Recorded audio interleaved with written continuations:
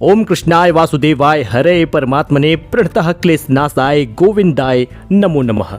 कृष्ण जन्माष्टमी का व्रत आज कितने बजे हम लोग खोलेंगे और व्रत का पारण का विधि क्या होगा या ये जान लेते हैं। इस दिन हम क्या करें क्या ना करें, भोग में क्या लगाएं, व्रत में क्या खाना चाहिए, ये सब कुछ जानेंगे। इस वीडियो को आप अंत तक देखिएगा। आपके काम की खबर, आपके काम की जानकारी हम लेकर आए हैं। आपका व्रत सफल हो जाए, भगवान श्री कृष्ण का आशीर्वाद मिल जाए, बस और क्या चाहिए। जी हाँ, आप सब्सक्राइब जरूर कर दीजिएगा। तो चलिए शुरू करते हैं। देखिए, इस विधि से आप जन्माष्टमी व्रत खोलिएगा। जन्माष्टमी का व्रत कई भक्त निराहार तो कुछ लोग फलाहार रखते हैं। ऐसे में व्रत पारण के समय कुछ बातों का विशेष ध्यान रखना चाहिए। जन्माष्टमी व्रत का पारण भगवान श्री कृष्ण के भोग लगाने के बाद ही करना चाहिए। जन्माष्टमी व्रत को कितने समय तक खोल दें, यानी कि व्रत का पारण कब करें।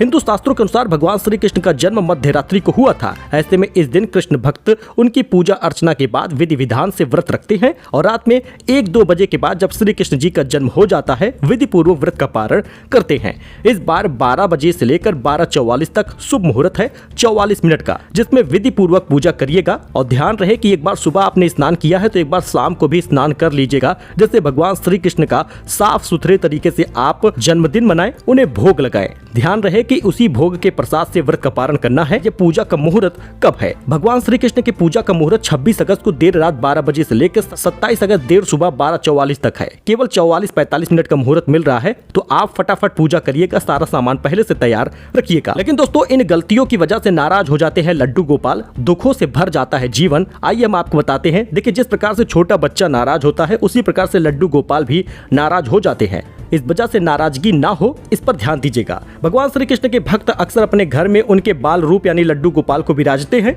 उनकी सेवा करते हैं। उनके लिए वे परिवार के किसी अहम सदस्य की तरह ही होते हैं।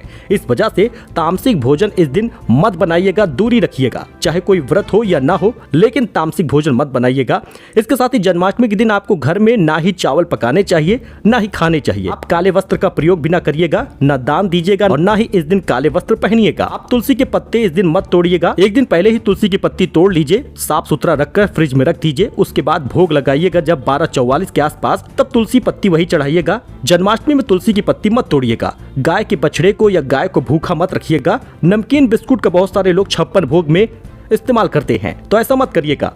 बहुत सारे लोग 56 प्रकार के भोजन यानी उस आइटम को पूरा करने के लिए उसमें नमकीन, बिस्किट, पापड़, बहुत सारी चीजें रख देते हैं। लेकिन आजकल कई बिस्कुट और कुकीज में अंडा डाला होता है, इसलिए इन्हें भोग में शामिल करने से पहले उसकी सामग्री की जांच कर लीजिएगा। और नमकीन पापड़ में भी लहसुन और प्याज वगैरह डाला होता है उसकी पैकेट में, बस आप लोगों को ध्यान नहीं होता है। सामग्री चेक कर लीजिएगा, उसके बाद ही भोग में चढ़ाइएगा। लेकिन जन्माष्टमी में क्या खाना चाहिए और क्या नहीं खाना चाहिए, इस पर भी ध्यान दीजिएगा, क्योंकि बहुत सारे लोगों को ये बात पता नहीं होती और उनका व्रत सफल नहीं हो पाता। फलाहार कर रहे हैं तो फल और ड्राई फ्रूट्स खा सकते हैं, कोई मनाही नहीं है। साफ सफाई से व्रत करिएगा। साबूदाना की खिचड़ी भी लोग बनाते हैं। इस दिन साबूदाना की, मूंगफली की, आलू की, हरी मिर्च वगैरह डालकर साबूदाना की खिचड़ी बना सकते हैं, जो पेट को लंबे समय तक भरे रखता है। समक के चावल खा सकते हैं। जी हाँ, समक के चावल, जिसे व्रत के चावल कहा जाता है, उसे आप खा सकते हैं। उसी की खिचड़ी बन सकती है। मखाना खीर खा सकते हैं, स्वादिष्ट बना सकते हैं। दूध पकाकर चीनी इलायची डालकर सूखे मेवे डालकर पका सकते हैं, बना सकते हैं। कुट्टू के आटे की पूड़ी वगैरह बना के खा सकते हैं। सिंघाड़े के आटे की भी टिकिया वगैरह बना के खा सकते हैं। लेकिन इन चीजों से परहेज करिएगा। अनाज जैसे गेहूं, चावल, बाजरा ये मत खाइएगा। मूंग, चना, तूर ये मत खाइएगा।